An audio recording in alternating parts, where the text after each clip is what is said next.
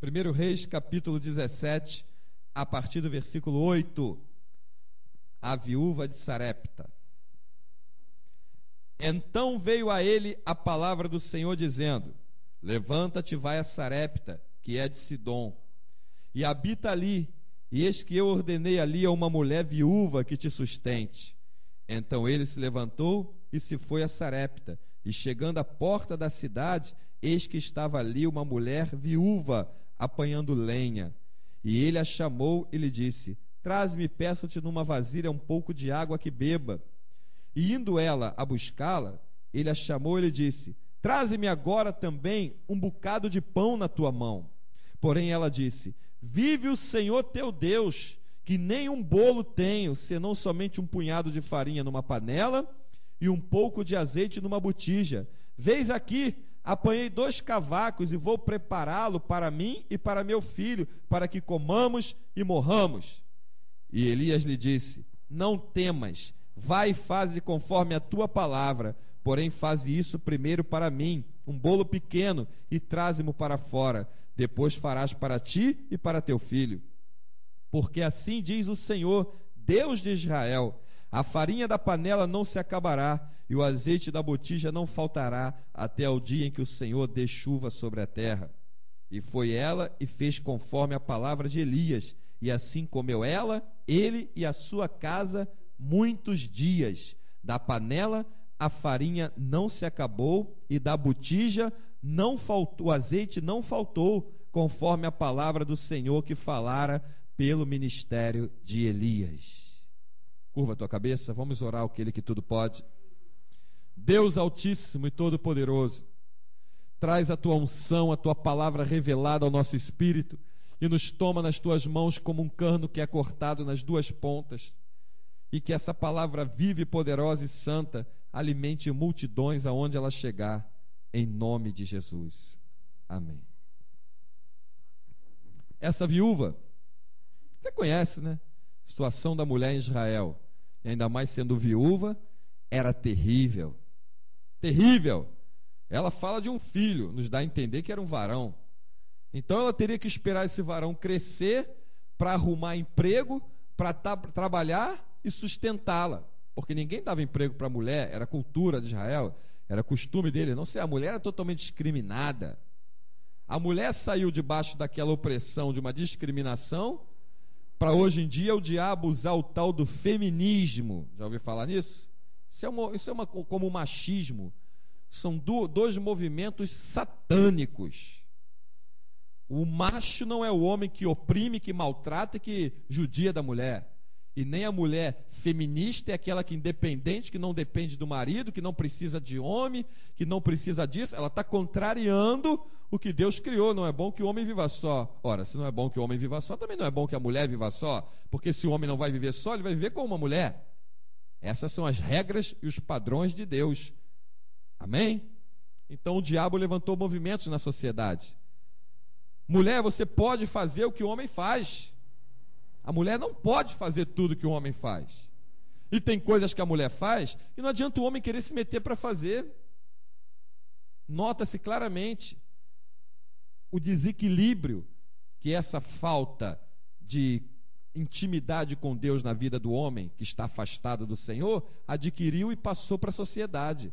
Hoje vive isso, o feminismo, o machismo, práticas terríveis. Então naquela época a mulher era muito discriminada, e essa viúva, quando Elias se deparou naquela cidade de Sarepta, enviado por Deus, aquela viúva disse: olha, eu tenho aqui um bolo, vou fazer um bolo pequeno, tenho um punhado de farinha aqui, um pouquinho de azeite na botija, vou fazer um bolo pequeno, um bolo para mim e para o meu filho, tem aqui, ó, vê que eu tenho 2 cavacos, eram 2 pedaços de madeira, vou botar aqui no fogo, vou fazer para mim e para o meu filho, nós vamos comer e depois morrer. Aquela mulher cometeu um erro ali grave. Qual o erro grave que ela cometeu?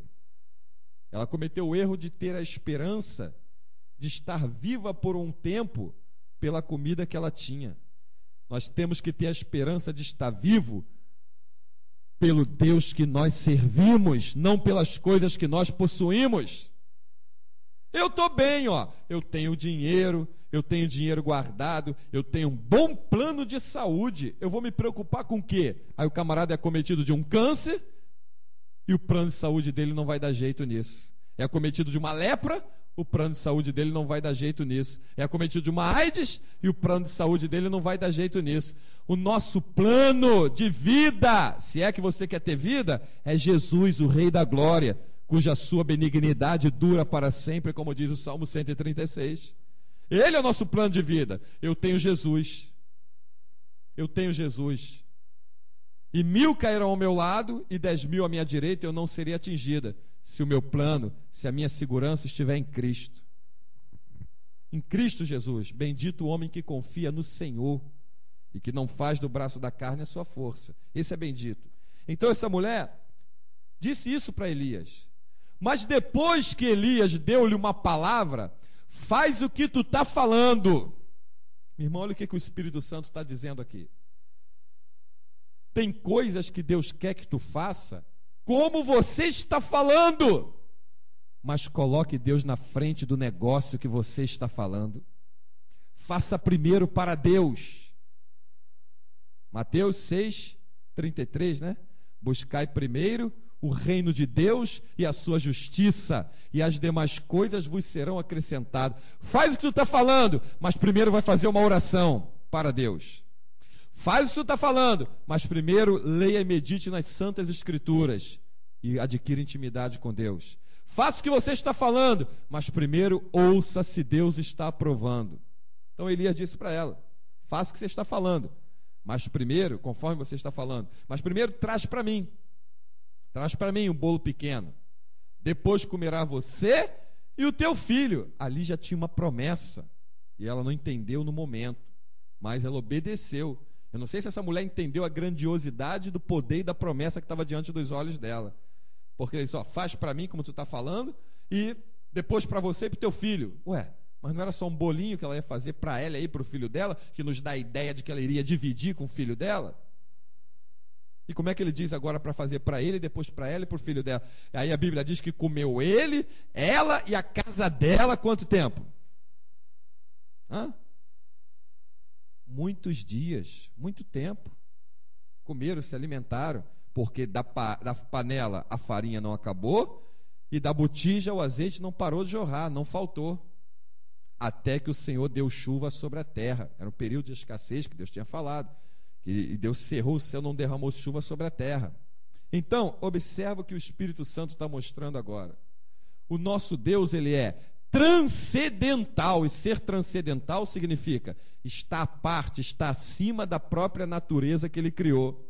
Tem uma doutrina diabólica chamada panteísmo, que diz que Deus é o que ele criou. Deus é árvore porque ele criou a árvore, Deus é montanha porque ele criou a montanha, Deus é rio porque ele criou o rio. Isso é mentira do diabo.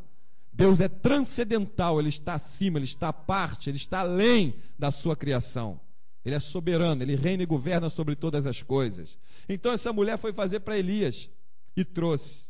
Quem é que Elias estava ali representando? O próprio Deus. Ele foi enviado por Deus àquela cidade, àquela casa daquela viúva. Agora, uma outra coisa que o Espírito Santo nos leva a pensar, nos mostra. O que Deus viu naquela mulher? Não tinha só ela naquela cidade, para enviar Elias justamente para a casa dela. Tem gente que sobe o monte. Eu não tenho nada contra não, tá? Se tiver um monte na tua casa para subir, para orar. Tem gente que sobe um monte para orar, eu já fui. Se tiver oportunidade de novo eu vou. É bênção, é maravilha quando você vai com propósito. Glória a Deus. Quando tu vai naquela fantasia do oba-oba e com pessoas que querem fantasiar o monte que você vai estar lá em cima, querendo botar um monte acima da palavra de Deus, aí é problema sério desses, você se afasta. Mas tem gente que sobe um monte, tem gente que viaja milhares de quilômetros para ouvir uma profecia. Tem gente que viaja centenas e centenas de quilômetros, viaja até para outro estado, para outro país, para buscar uma vitória, buscar uma bênção. Por que com essa mulher foi diferente? Ela não viajou para nenhum lugar, a viagem foi até ela. Elias foi até a casa dela. O que o Espírito de Deus está mostrando com isso? Nunca desconsidere o teu quarto.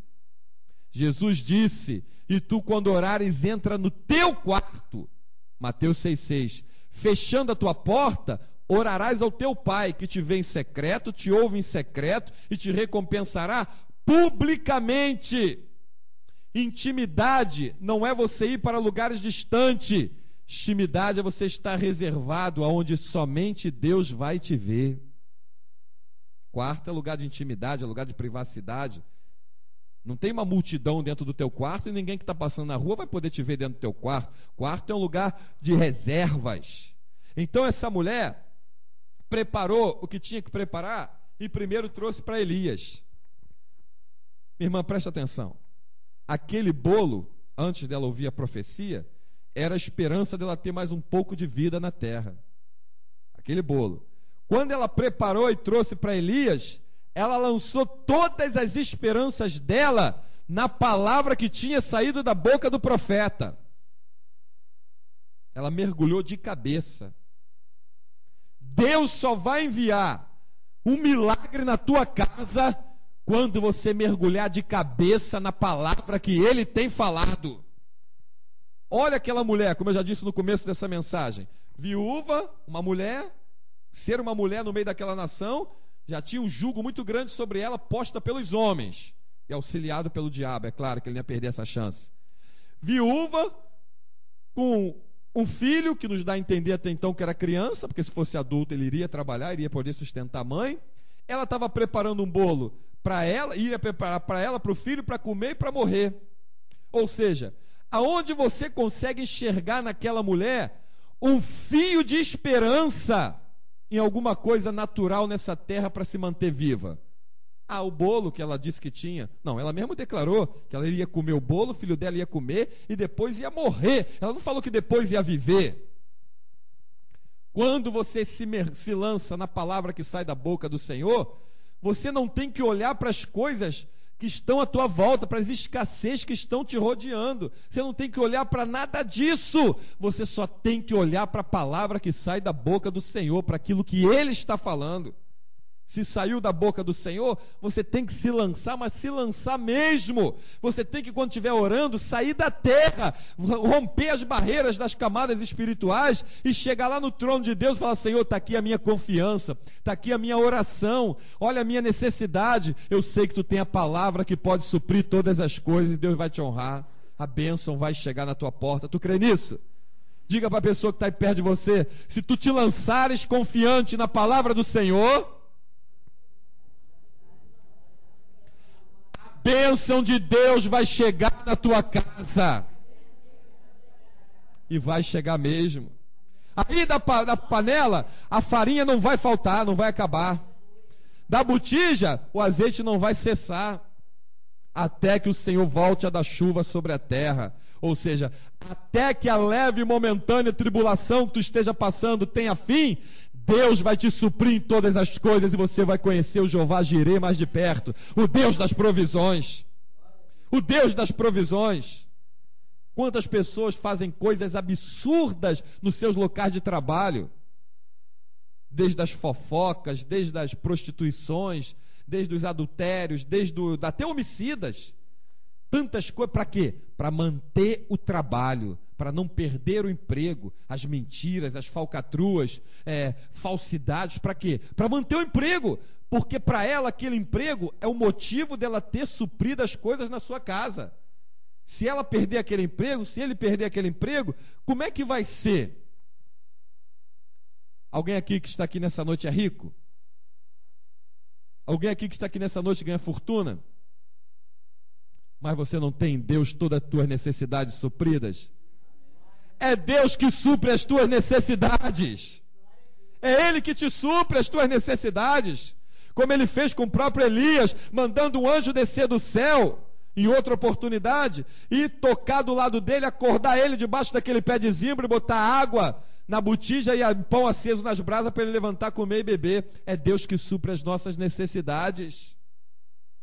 Por isso é que eu te digo, cuidado para você não fechar uma porta que está do teu lado. Deus pode ter aberto essa porta. Trate bem o teu próximo. trate os outros com amor.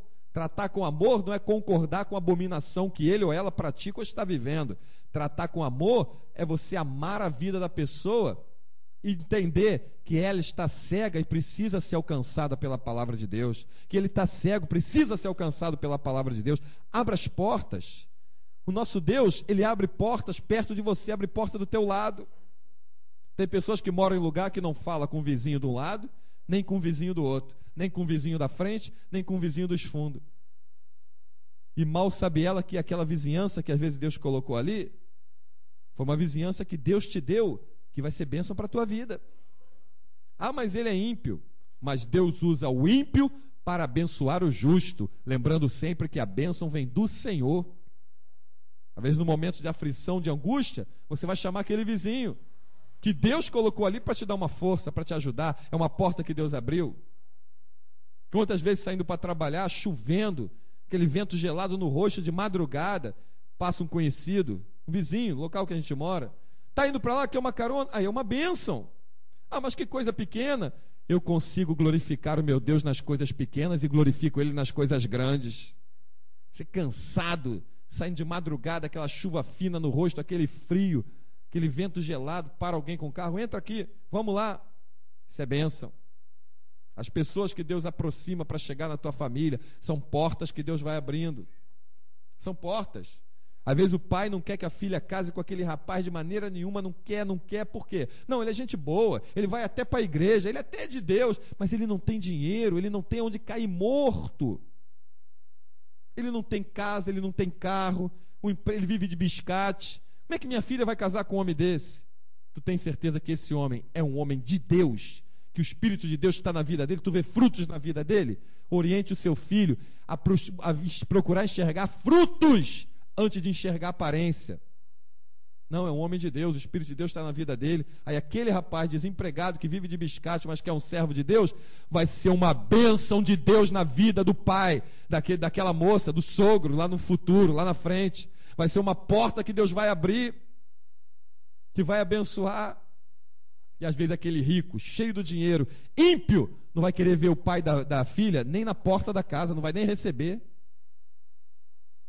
Então a gente tem que glorificar a Deus em tudo que chega próximo de nós. Por quê? Porque se o diabo procurar trazer alguma coisa pela vontade do diabo, aproximar alguma coisa da gente, nós estando na presença de Deus, fazendo a vontade do Senhor, Deus vai te dar o discernimento e vai te dizer que aquela porta é porta de morte para tu não entrar nela. Então essa mulher abriu a porta para Elias.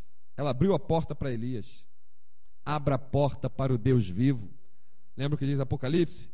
Eis que estou à porta e bato. Se alguém ouvir e abrir a porta, entrarei, cearei com ele, ele comigo. Ele está à porta e bate. Está lá batendo na porta. Abra a porta para a palavra de Deus. Não veja a palavra de Deus como alguém que lê uma revista de culinária, revista de moda. Não, a palavra de Deus não é isso. Sobre a palavra de Deus está o Espírito Santo de Deus. O Espírito de Deus, ele paira somente sobre a palavra de Deus. Ele não está pairando sobre revista de moda, de culinária, nem em outros livros. O Espírito de Deus paira somente sobre a palavra de Deus. Se tu abrir a tua vida para receber a palavra de Deus, Deus vai suprir todas as coisas na tua casa e a bênção de Deus vai bater na tua porta. A bênção vai bater na tua porta. Guarda isso.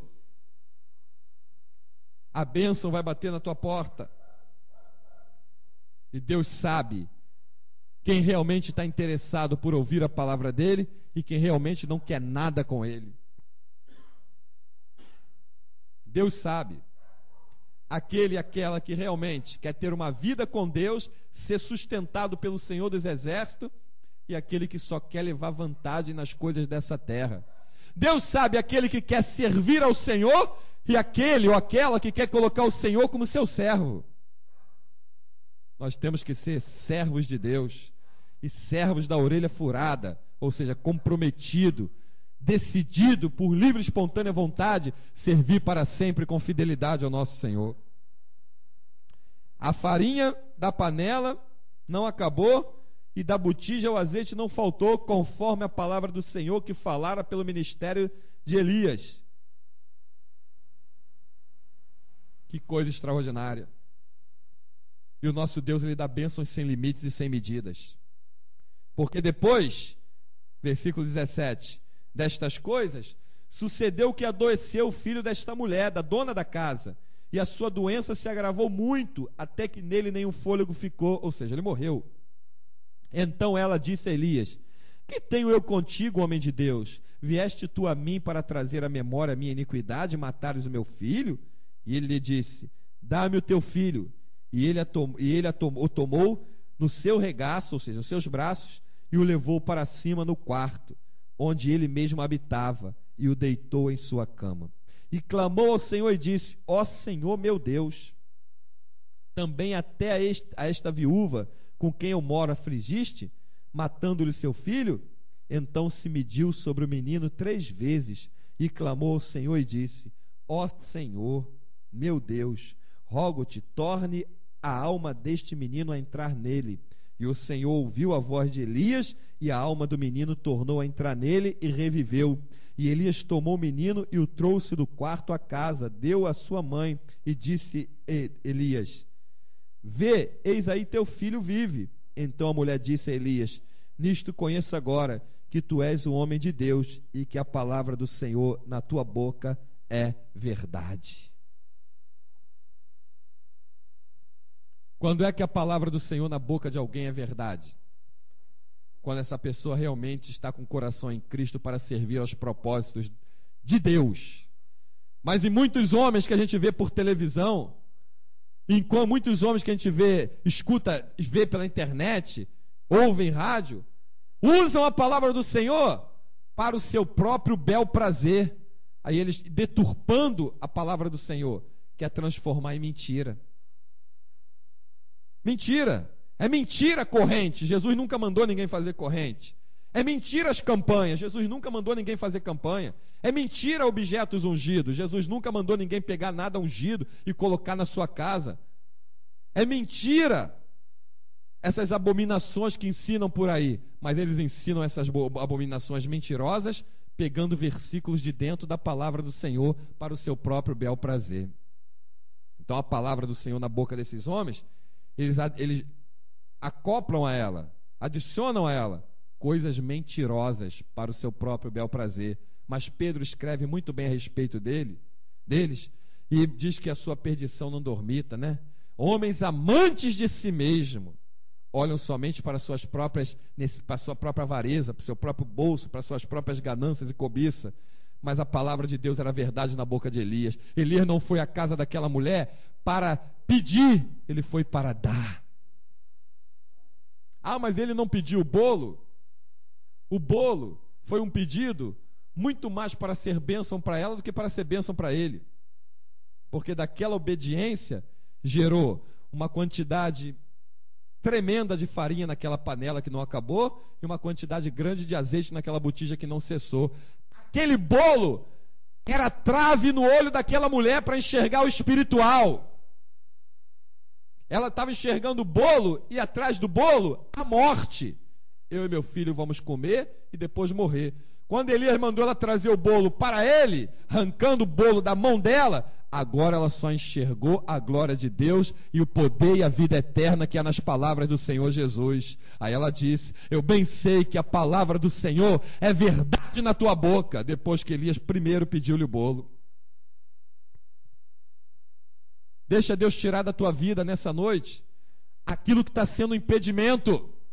Às vezes o bolo que precisa sair é um bolo da tua garganta, de angústia, de mágoa, de ódio, de pensamentos do passado. Às vezes o bolo está na tua cabeça. É um bolo de lembranças do passado que te fizeram sofrer. É um bolo de palavras malignas que o diabo lançou na tua mente, em setas. É um bolo de depressão. É um bolo de angústia. É um bolo de só pensar em doença. É um bolo de só pensar em médico. É um bolo de só pensar em que nada vai dar certo. É um bolo de só pensar em coisas que vão te botar para baixo. Deixa Deus remover esse bolo da tua cabeça. Dá para Deus esse bolo. Senhor, está aqui, ó, está me incomodando, está aqui. Eu dou para o Senhor. que agora ele vai entrar com um rio poderoso que parte do trono dele, que vai lavar tua mente, vai lavar o teu corpo, vai lavar tua alma, vai lavar o teu espírito, vai transformar a tua saúde, vai te livrar por completo, e agora ele vai te dar uma comida que venha dele, uma farinha que ele, com o poder dele, faça brotar na tua panela, na tua vida, e um azeite que ele, com o poder dele, faça brotar na tua botija, porque quando Deus dá o recurso, ele te dá provisão para muitos e muitos anos da tua vida. Amém? Confia no Senhor e guarda essa palavra, e que por ela nos abençoe o Deus que tudo pode e tudo opera. O que está te apertando? Está pensando que depois do que tu vai fazer não vai ter jeito, não vai ter saída? Então faça primeiro para Deus, que em Deus estão todas as saídas. E que a Ele seja toda a glória para sempre, pelo século dos séculos, pois só o Senhor é Deus. Amém? E graças a Deus.